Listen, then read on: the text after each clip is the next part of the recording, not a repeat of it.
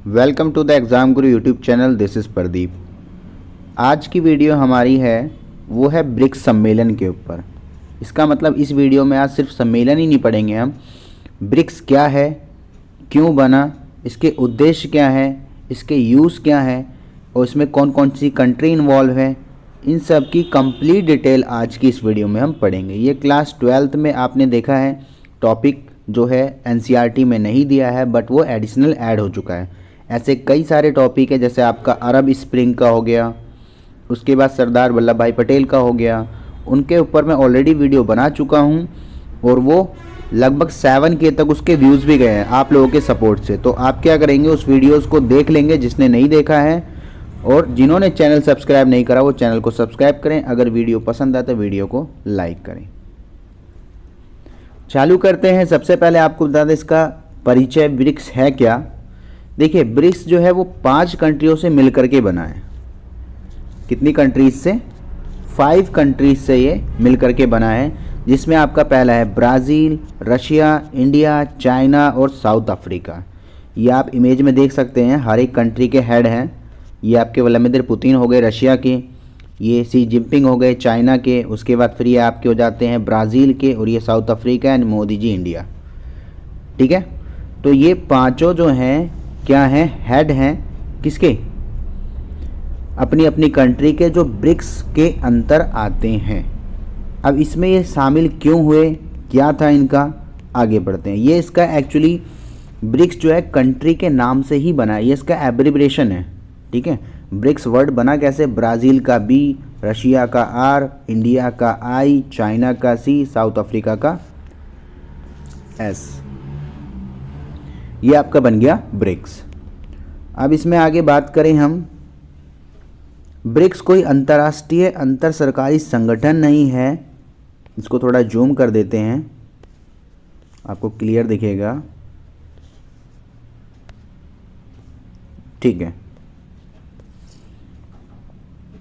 ठीक है, ये कोई संगठन नहीं है, ना ही ये किसी संधि के तहत स्थापित हुआ है। इसे 5 देशों को एकीकृत प्लेटफॉर्म कहा जाता है।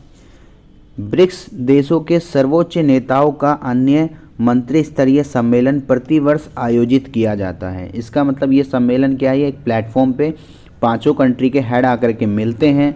ब्रिक्स शिखर सम्मेलन का अध्यक्षता प्रतिवर्ष BRICS क्रम अनुसार होती है।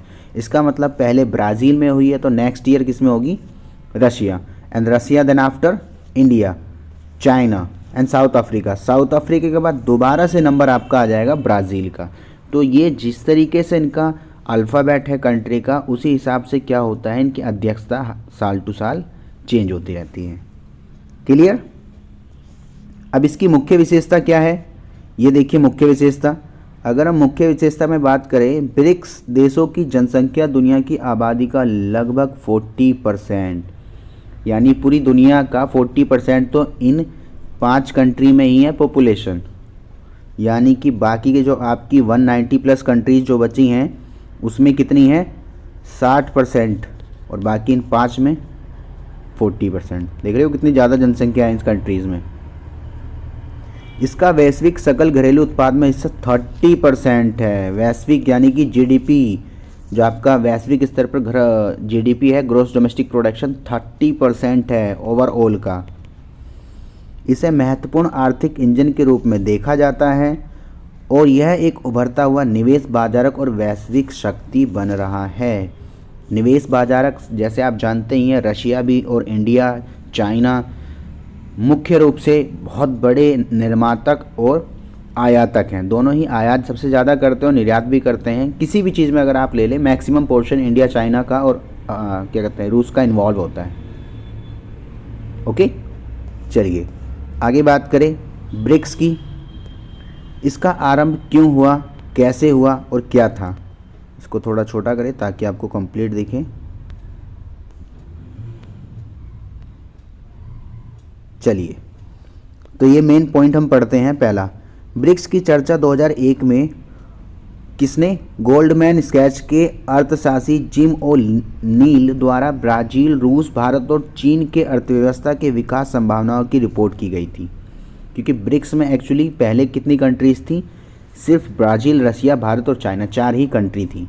पर 2006 में 4 देशों ने संयुक्त महासभा की बहस के अंत में विदेश मंत्रियों की वार्षिक और नियत अनौपचारिक राजनयिक समन्वय शुरू किया, यानी कि कोऑर्डिनेशन बनाया कि अब हमें इनके बीच में क्या होना चाहिए, एक संगठन बनाने के बाद एक ऐसे डिसीजन लेने चाहिए जो हर कंट्री, हर मतलब इन चारों कंट्रियों का ग्रुप फॉलो करें, ताकि वैश्विक स्तर पर यानी कि वर्ल्ड स्तर पर, विश्व स्तर पर चीज़ों का कल्याण हो सके, ठीक है, वेलफेयर हो सके। इस सफल बातचीत से यह निर्णय हुआ कि वार्षिक शिखर सम्मेलन रूस में देश और सरकार के प्रमुख स्तर पर आयोजित किया जाना चाहिए। उसके बाद हर एक कंट्री ने अपने अपने लिए क्या करा, एक सम्मेलन का डेट फिक्स हुआ कि भाई इस साल इस कंट्रीज़ में होगा, और उसके साथ ही साथ क्या होगा, हर एक ईयर कुछ ना कुछ मुद्दा लेके चलेंगे। पहला ब्रिक्स शिखर सम्मेलन 2009 में रूस में हुआ था। कहाँ हुआ था? येक्टेनबर्ग में हुआ था, और इसमें वैश्विक वित्तीय व्यवस्था में सुधार जैसे मुद्दों पर चर्चा की गई थी। पहला शिखर सम्मेलन का मोटिव क्या था?